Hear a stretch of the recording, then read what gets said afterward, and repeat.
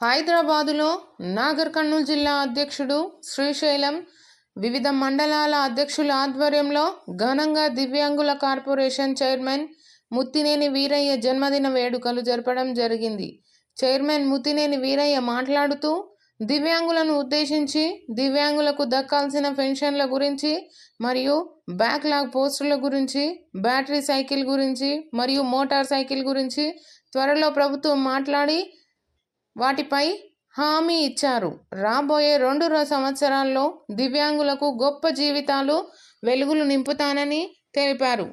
దివ్యాంగులకు దక్కాల్సిన PRCని కూడా సాధించి దివ్యాంగులకు మరెన్నో పథకాలను రాష్ట్ర ప్రభుత్వంతో మాట్లాడితే తీసుకొస్తాను అని తెలిపారు. ఈ కార్యక్రమంలో జిల్లా ప్రధాన కార్యదర్శి మొల్గర పరశురాములు, కల్వకుర్తి మండల అధ్యక్షులు బాలరెడ్డి, తాడూరు మండల అధ్యక్షుడు కొప్పునూరు జిల్లా కోశాధికారి బురాన్ తదితరులు పాల్గొన్నారు.